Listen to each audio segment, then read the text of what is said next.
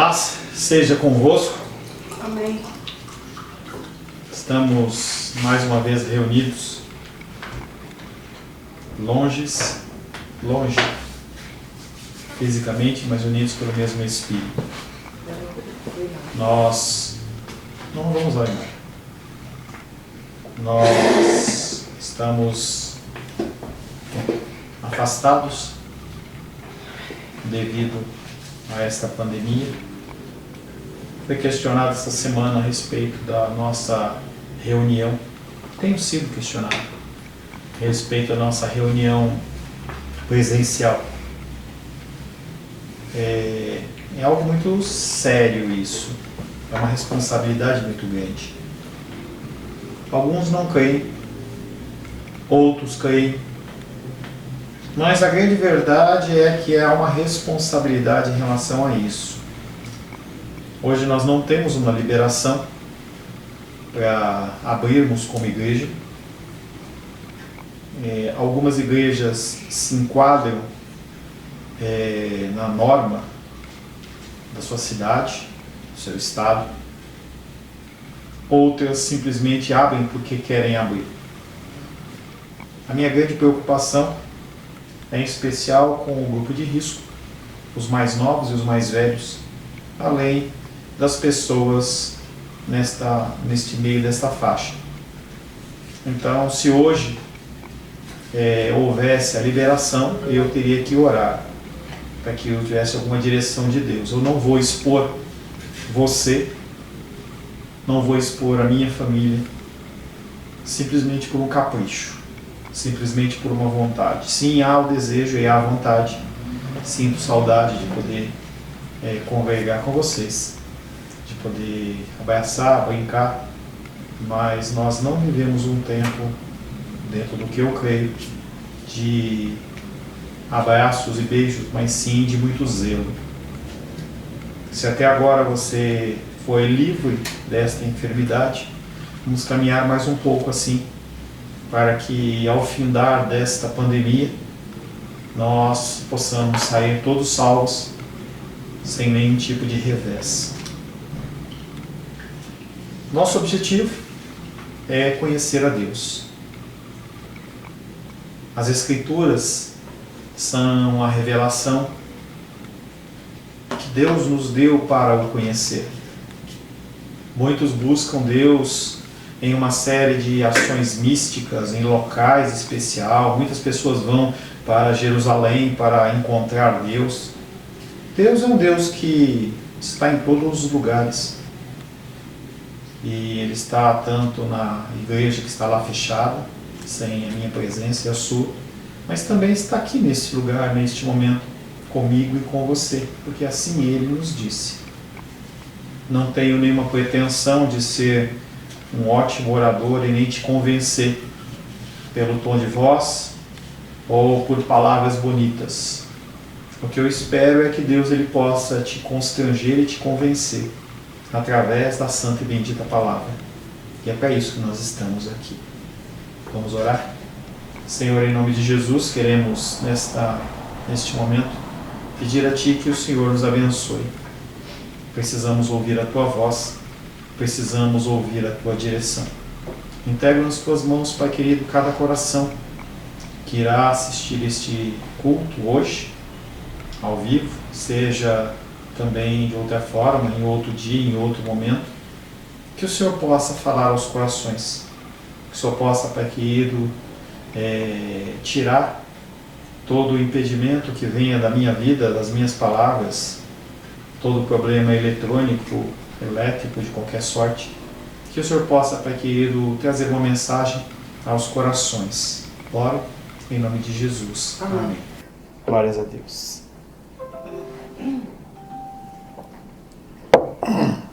Mais uma vez, quero saudar você com a paz do nosso Senhor Jesus Cristo.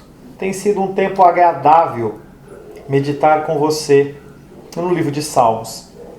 Deus tem falado com o meu coração e creio que também tem falado ao seu coração, trazido paz, trazido consolo, também confrontado os seus pecados.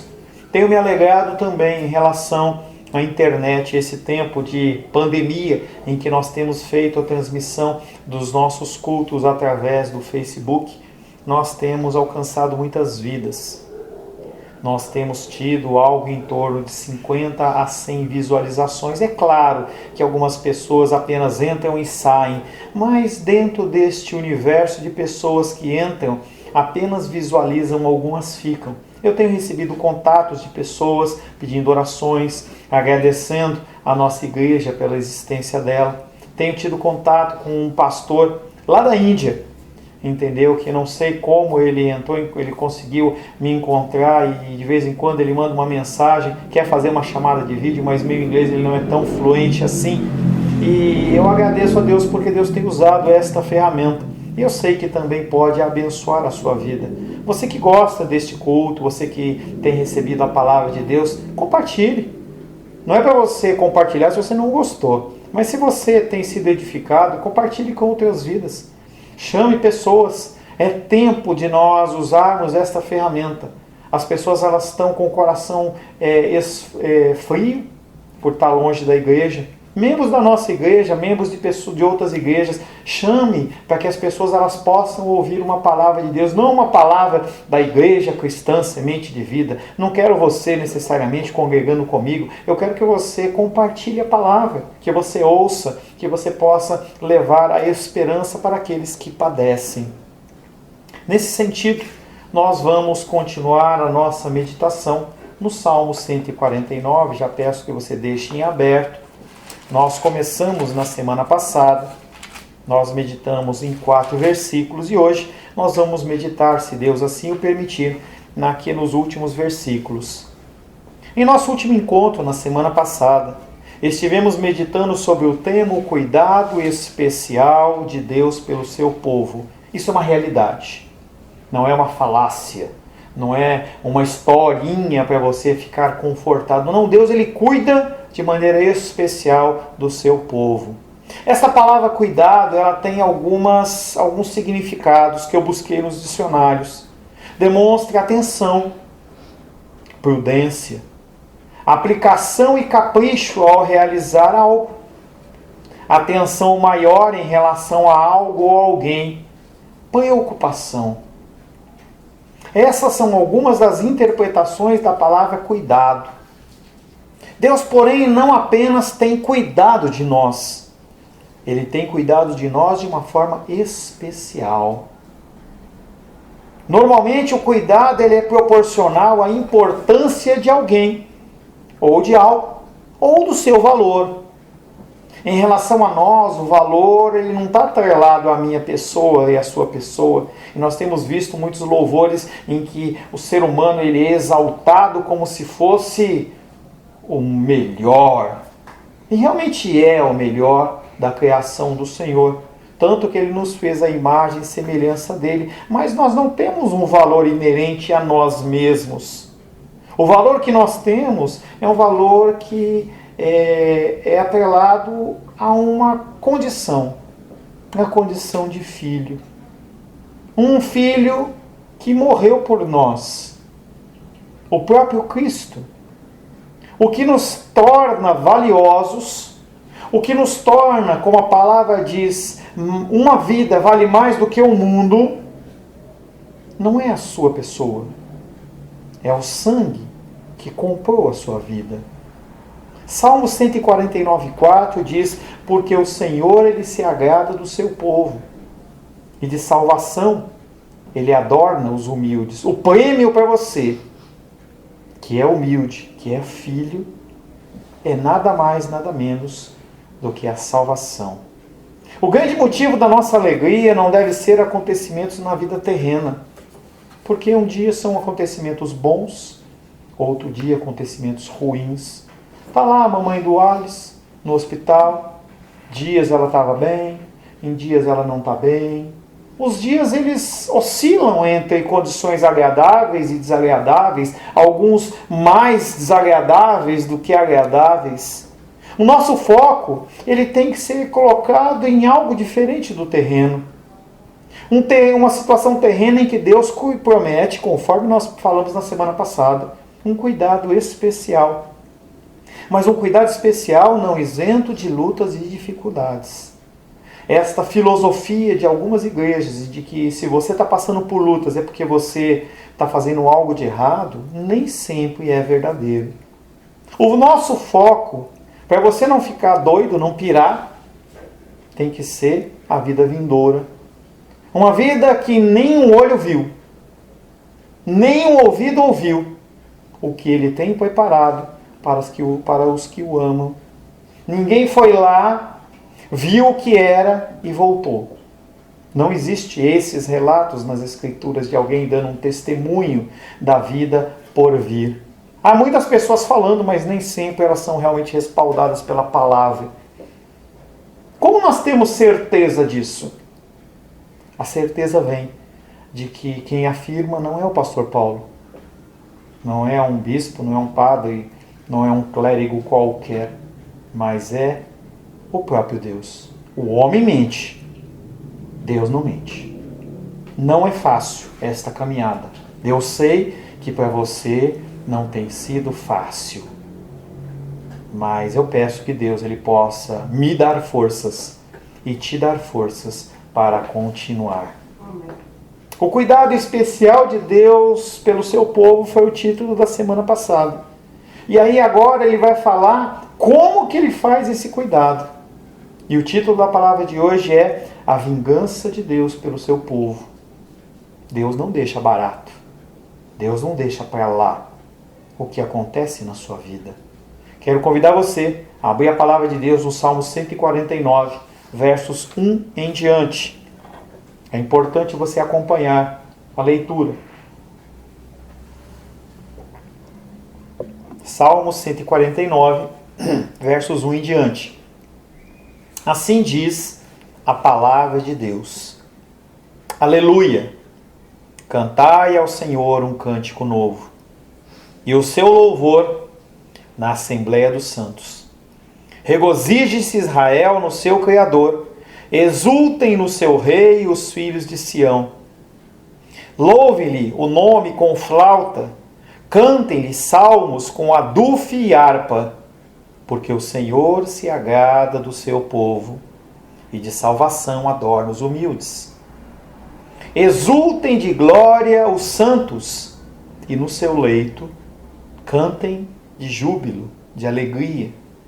Nos seus lábios estejam os altos louvores de Deus, nas suas mãos, espada de 2 gumes, para exercer vingança entre as nações e castigo sobre os povos, para meter os seus reis em cadeias e os seus nobres em grilhões de ferro, para executar contra eles a sentença escrita, o que será honra para todos os seus santos. Aleluia. Senhor, em nome de Jesus, lemos a Tua santa e bendita palavra. Tua palavra que transcende eras e gerações e que é verdade, antes, durante e depois de todas as coisas se findarem. Estamos aqui porque queremos ouvir a Tua voz, queremos ouvir a Tua santa palavra. Pai, peço que o Teu Espírito de entendimento possa corrigir toda e qualquer falha humana da minha pessoa e que cada um, inclusive eu, possamos receber um recado santo direto do Teu altar. Peço, Pai, a Tua capacitação, que eu não venha envergonhar o Teu santo nome com ideias que procedem do meu coração. Oro em nome de Jesus. Amém. Conforme afirmamos na semana passada, esse salmo é um salmo único no sentido de que, do verso 1 ao 5, ele fala do louvor, da alegria. E aí do verso 6 ao 9 ele fala da vingança de Deus pelo povo. Propositalmente eu deixei esse verso 5, que é do louvor, que deveria estar na semana passada, nessa semana, para a gente fazer essa ponte, a gente entender que, devido ao cuidado de Deus pelo seu povo, ele executa a sua vingança. Esse salmo, eu vou te dar só um contexto histórico, não é o que eu vou trabalhar, mas esse salmo ele fala bastante a um período que os romanos eles estavam em perseguição dos judeus e que um povo judeu chamado Macabeus, eles estavam em conflito. E ali o Senhor ele fala para que o juízo fosse executado através daqueles homens em relação ao povo romano que estava oprimindo. Eu estou excluindo isso, esse trabalhar, mas eu quero trazer para você a visão já com a transposição cristã para os nossos dias, que é o que nos interessa. Esse Salmo 149, ele é um salmo diferente, já falamos isso. E nesse verso 5, ele dá continuidade ao verso 4, falando sobre júbilo. E ele é bem interessante, em especial para aqueles que sofrem nos seus leitos. E ele diz assim, Salmo 149, verso 5: exultem de glória os santos. Ele não está falando de uma alegria pequena, ele está falando de você transcender a sua alegria. E aí ele fala, no seu leito, cantem de júbilo. Os santos, eles são chamados a responder com alegria o que foi falado no verso 4. O verso 4 fala que em meio à humilhação, o Senhor, ele responde com a vingança dele e ele derrama sobre a minha vida e sua vida salvação. Não há um prêmio maior, não há algo superior, não há algo melhor. Algumas pessoas cantam, o melhor de Deus ainda está por vir. Não há nada melhor além da salvação. E o salmista está trazendo exatamente este conceito. Os santos, aqueles que são separados, eles são chamados a responder com alegria diante desta promessa. Interessante observar que este salmo parece apresentar no salmista uma maior maturidade. E, consequentemente, para mim e para você. No Salmos 30, verso 5, ele fala: porque não passa de um momento a sua ira, e o seu favor dura toda a vida. Ao anoitecer pode vir o choro, mas a alegria vem pela manhã. Diferente desse Salmo 149, verso 5, em que no leito, em vez de ter lágrimas e choro, tem alegria. No Salmo 30, há a condição do choro e tristeza noturnos, com a promessa da restauração pela manhã. E você tem direito a chorar no seu leito. E reconhecer e crer que a tua esperança ela vem pela manhã. O leito que antes era inundado com lágrimas, eu peguei em outro salmo que fala exatamente nessa condição. Salmo 6, verso 6. Estou cansado de tanto gemer. Talvez seja o seu versículo. Todas as noites faço nadar o meu leito. De minhas lágrimas eu o alago. De tanto que o salmista chorava, o leito dele estava molhado. Não de água, não de um suco, mas das suas próprias lágrimas. E o salmista, ele convida você nesse Salmo 149:5 a ter uma postura diferente em meio a lutas e dificuldades. Em outro salmo, ele também traz o mesmo pensamento desse Salmo 149:5, ele fala, Salmos 42:8 diz: contudo o Senhor, durante o dia me concede a sua misericórdia. Você vive pela misericórdia de Deus. E ele fala, e à noite, comigo está o seu cântico, uma oração ao Deus da minha vida. Ele não está falando que não são lutas sem dificuldades. Ele não está falando que as noites elas não são pautadas de lutas. O que ele está dizendo é, ele reconhece Deus na vida dele, e em vez de ficar chorando a noite inteira, ele vai lá para aquele texto bíblico que fala, não andeis ansiosos por coisa alguma. Ao invés disso, ora, deposita no altar da graça do Senhor a sua necessidade. Isso não é reclamação, isso não é murmuração, isso é uma conversa aberta com o Deus que te resgatou. Então o salmista ele fala, durante o dia eu reconheço as suas misericórdias. E você tem que passar a olhar para o seu dia reconhecendo a misericórdia do Senhor, o que Deus tem concedido a você. Se você passa o seu dia murmurando, reclamando, você não vai conseguir cantar à noite. Mas se você olha, e você olha o prato de alimento, e você se alegra porque tem aquele alimento.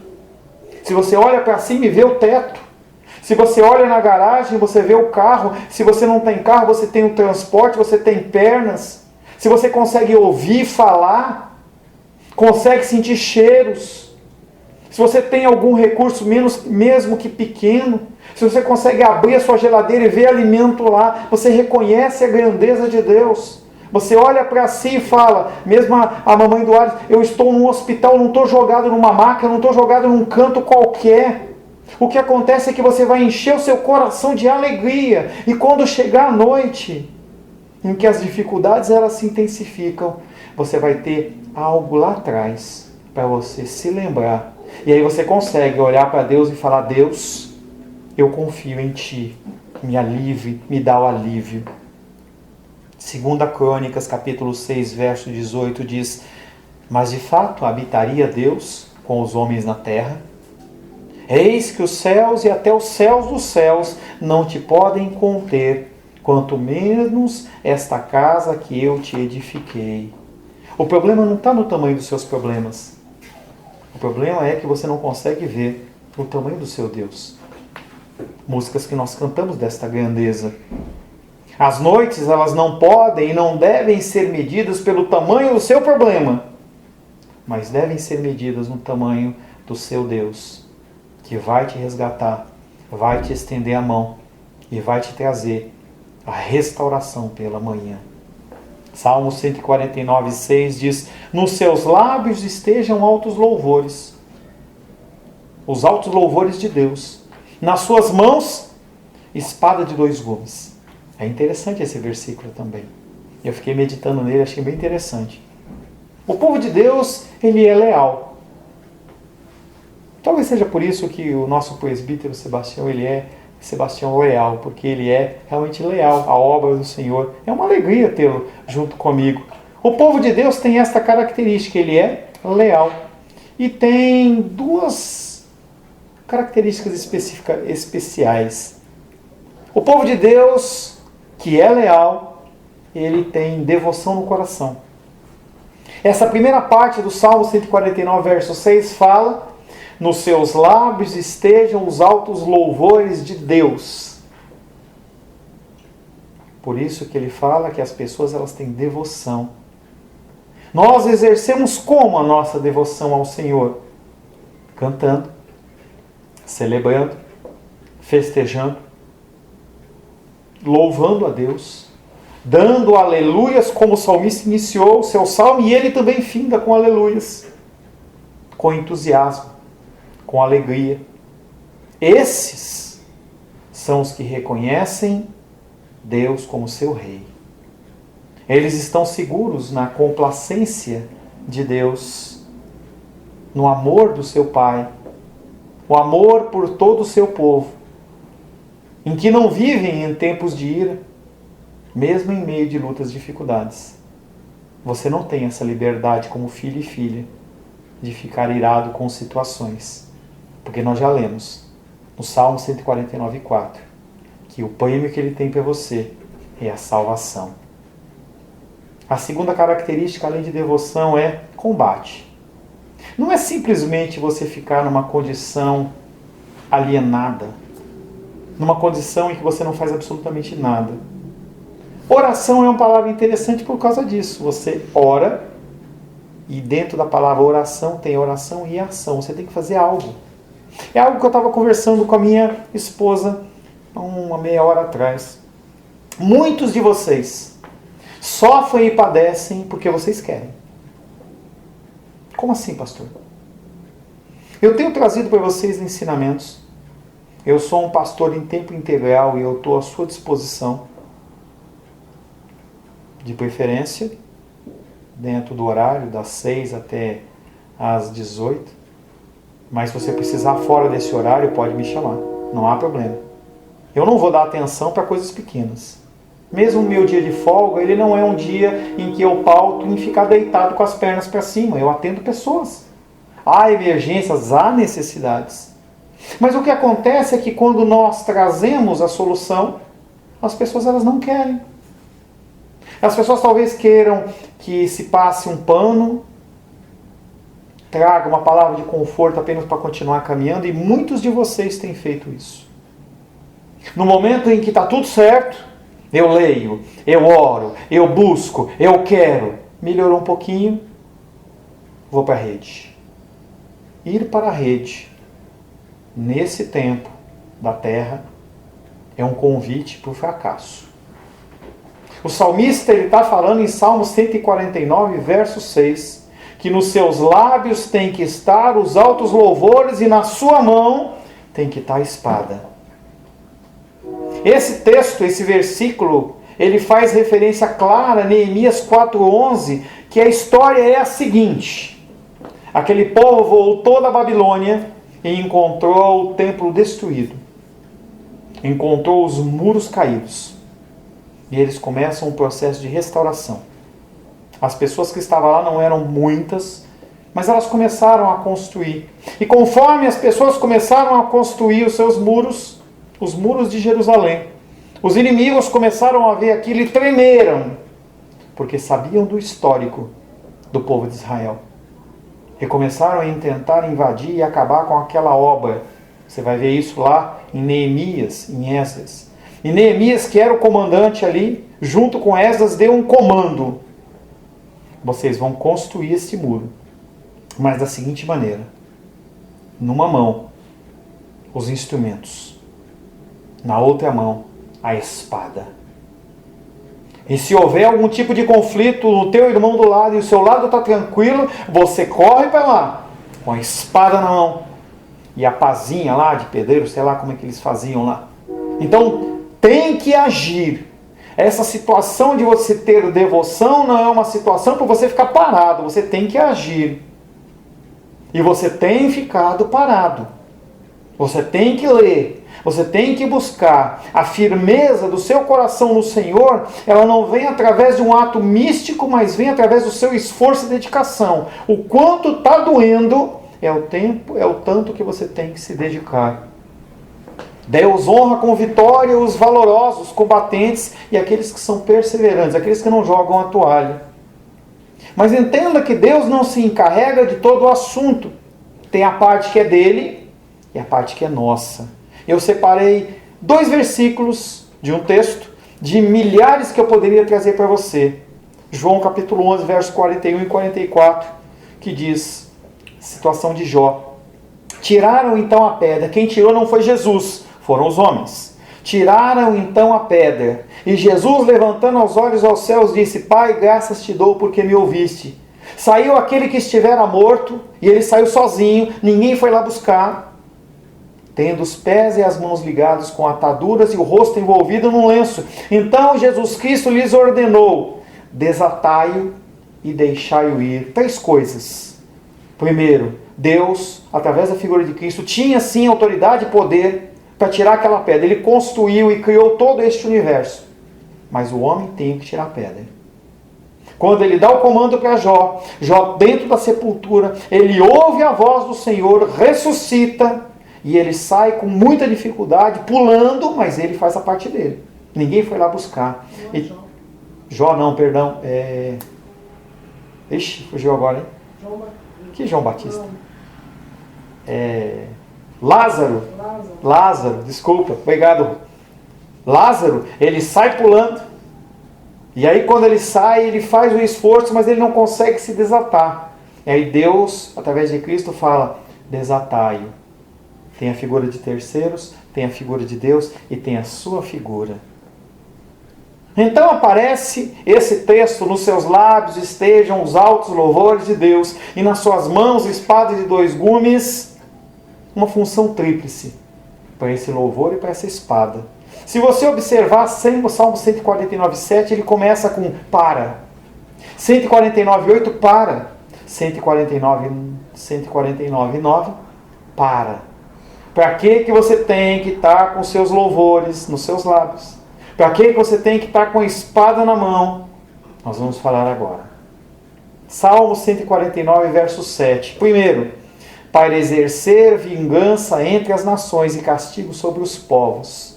Um segundo tipo de pessoas é apresentado. Não mais os devotos, não mais os fiéis, não mais os leais, mas aqueles que não reconhecem o senhorio de Deus, o Deus de Israel. E aqueles que têm, na verdade, não a salvação, mas tem uma sentença de juízo contra eles. Essa sentença, ela é a mesma dada em Isaías capítulo 65, versos 6 e 7, que diz: eis que está escrito diante de mim, e não me calarei, mas eu pagarei, vingar-me-ei totalmente das vossas iniquidades, e juntamente das iniquidades dos vossos pais, diz o Senhor, os quais queimaram incenso nos montes e me afrontaram nos outeiros, pelo que eu vos medirei totalmente a paga devido às suas obras antigas. Vingança do próprio Deus. Entenda que esta vingança não é uma vingança do homem. Você não tem autorização para tomar a lei nas suas mãos e decidir. Não. Nem no campo humano, penal, civil, você não pode fazer isso. Da mesma maneira, e de uma maneira muito maior até, a vingança, ela não pertence ao homem, mas ela pertence a Deus. Pessoas têm te humilhado, têm te entristecido, não cabe a você fazer nada, cabe a Deus. Ele é o vingador. Deuteronômio 32,15, para você que pensa em vingança, ele fala: a mim, Deus falando, a mim me pertence a vingança, a retribuição a seu tempo, quando resvalar o seu pé, porque o dia da sua calamidade está próximo e o seu destino se apressa em chegar. A vingança é uma expressão do caráter de Deus, um caráter que é justo e santo. O quadro aqui não é do juízo terreno necessariamente, mas especialmente do juízo do fim dos tempos. Um juízo da qual, se você se manter firme, se você é aquele povo de Salmo 149,4, que se mantém humilde, esperando a vingança do Senhor, você vai participar, inclusive, do julgamento dessas pessoas. 1 Coríntios capítulo 6, verso 1, 2 e 3 diz: aventura-se algum de vós, tendo questão contra o outro, a submetê-lo a juízo perante os injustos e não perante os santos? Ou não sabeis que os santos hão de julgar o mundo? Ou, ora, se o mundo deverá ser julgado por vós, sois acaso indignos de julgar as coisas mínimas? Não sabeis que havemos de julgar os próprios anjos? Quanto mais as coisas desta vida. Os santos, eles têm uma posição de honra peculiar, que é uma posição de, em meio a lutas, serem fortificados de tal maneira que conseguem extrair do meio das dores louvores, que será à vista especialmente no último dia do grande juízo do Senhor. Haverá uma conclamação final ao louvor, uma conclamação que reúne novamente os santos para as suas presentes tarefas de fazer o quê? Exercer louvor e estar com a mão à espada. Salmo 149, verso 8 diz: segundo para meter os seus reis em cadeias e os seus nobres em grilhões de ferro. Agora se menciona reis e nobres, ampliando o juízo, que entre os homens muitas vezes há diferença entre aquele que é rico e aquele que é pobre, aquele que tem poder e aquele que não tem poder, mas algo que não ocorre dentro do juízo perfeito de Deus. Aqui está algo muito maior. Reis e outros de nobre condição seriam arrastados à punição com cadeias. Lucas capítulo 12, verso 48 fala por que isso. Aquele, porém, que não soube a vontade do Senhor e fez coisas dignas de reprovação, levará poucos açoites.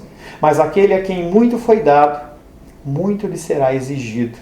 E aquele a quem muito se confia, muito mais lhe pedirão. Você entende a situação que você está? Em que você ouve a palavra e não pratica? Em que você deixa o barco rolar na sua vida e na sua casa? Tudo isso vai ser cobrado. Quando você estiver perante Deus, desnudo de toda a patente, de todo conhecimento, você está perante Deus como Jó, agora Jó mesmo, como Jó esteve perante Deus, em que ele simplesmente abaixou a cabeça e falou assim, Deus olhava para Jó e falava assim, onde você estava quando eu criei os céus e a terra e as constelações, quando eu pintei a listinha das zebras, ou coloquei a língua da cobra de tal maneira? É claro que isso não está na palavra. E Jó olhou e falou assim, eu não sou nada. Eu não sou nada. Aqueles que muito recebem, muito vão ser cobrados. Aquele que já recebeu bastante, vai ser cobrado.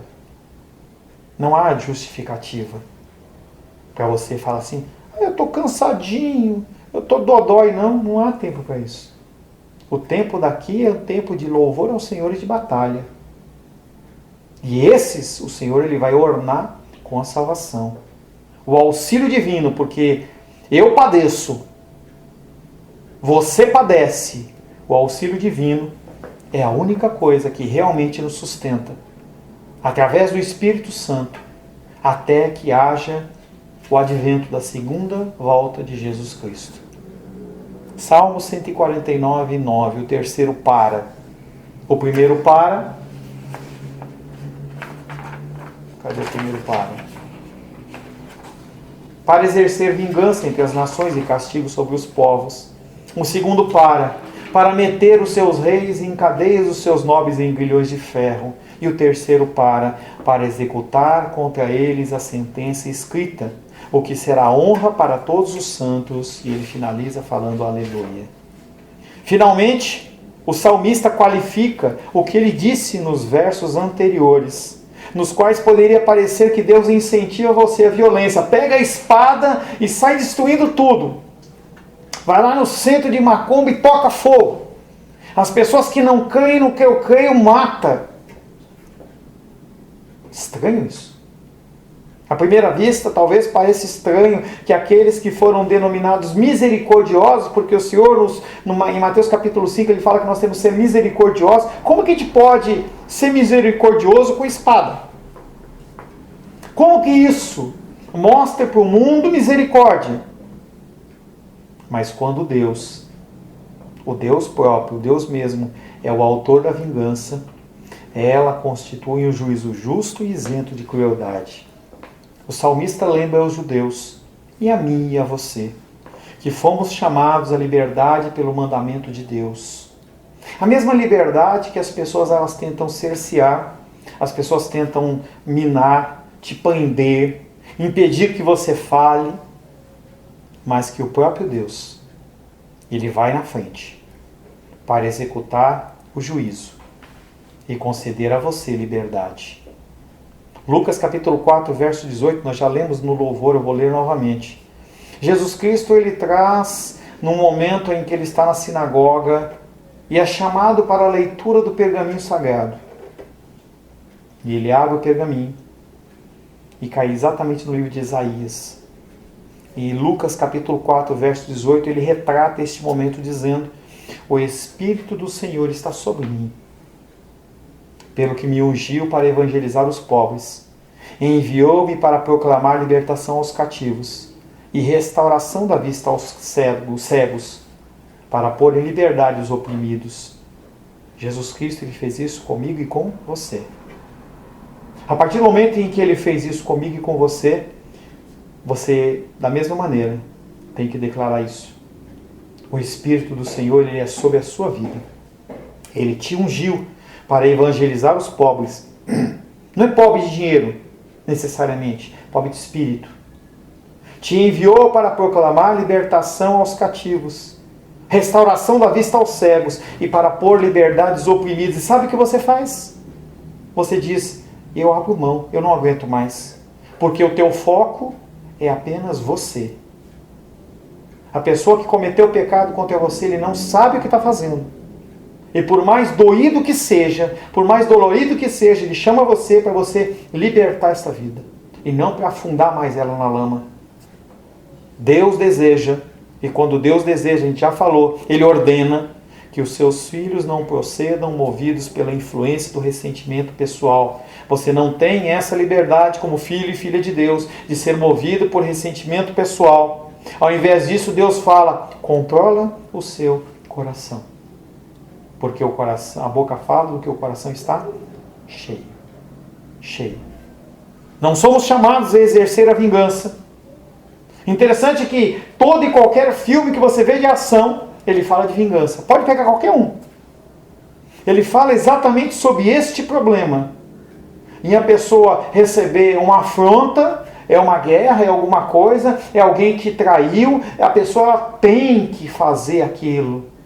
Ela quer exercer a vingança. Os filmes de ação, a pessoa quer exercer a vingança porque ela não tem mais nenhum, não confia no sistema, os policiais não prestam, não tem justiça, então eu mato, eu destruo, eu quebro. Esse conceito que tem sido bombardeado na nossa mente, a gente não pode aplicar na nossa vida. O exemplo que nós temos de Cristo está lá em Mateus capítulo 12, 20, em que ele não vem com voz alta, ele não vem gritando, ele não vem impondo os seus ensinamentos, porque ele não queria esmagar a cana que já estava quebrada. E isso é o quê? Ele não quer piorar a situação daquele que já está perdido. Pelo contrário, a vontade, o desejo ali de Cristo é de restauração. A arma de Cristo não é a violência, a sua arma não é a violência. A sua arma é a palavra. Mas como você vai exercer o uso da palavra se você não lê? Se nos momentos de luta e dificuldade você está dodóizinho, e nos momentos de tranquilidade você quer alegria e paz. Não nos deve causar surpresa o agir diferente do mundo. Exatamente porque não existe a palavra. Eles não têm a palavra. Quem tem a palavra é você. É você que tem que ser o sal da terra e luz do mundo. Quanto à igreja como um todo, a espada que está posta nas nossas mãos possui outra natureza. É a espada do Espírito. Para que matemos como sacrifício a Deus, não os nossos inimigos, mas a nossa própria carne. A espada do Espírito é para você matar a sua carne, não para matar os outros. Não para apontar o seu dedo. Não para trazer angústia e ansiedade aos corações, mas para trazer conforto e esperança.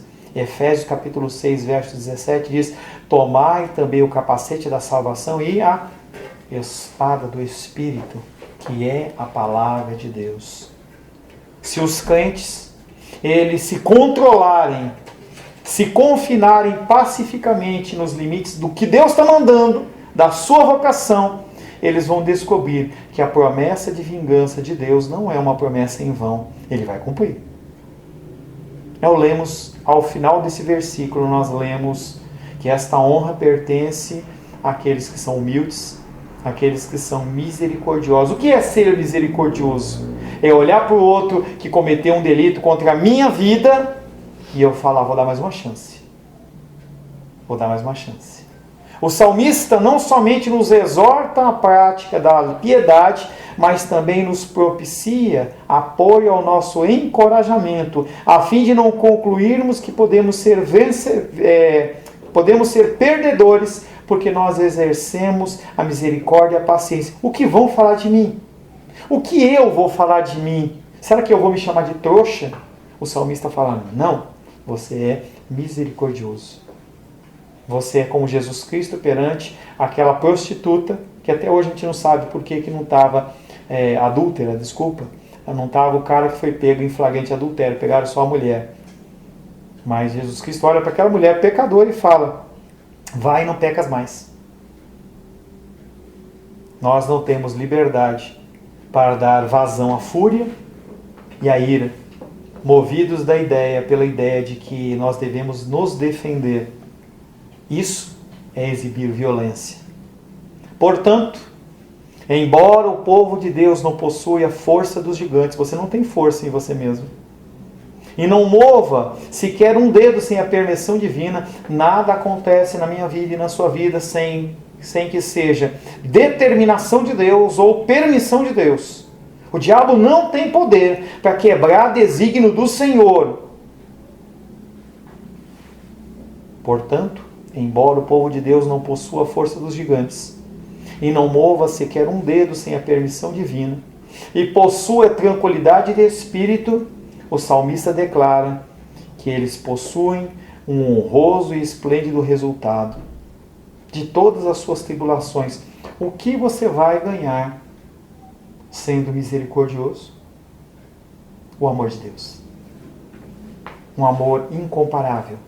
Um amor sem medida. Uma graça que não pode ser medida. Uma graça que te perdoa dia após dia, nos seus menores pecados e maiores pecados.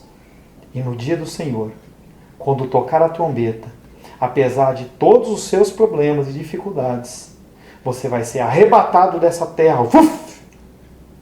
E você vai encontrar o Senhor nos ares. E vai passar a eternidade ao lado dele. Não há prêmio maior. Feche seus olhos. Senhor, em nome de Jesus, te agradecemos, porque o Senhor é bom e a sua misericórdia dura para sempre.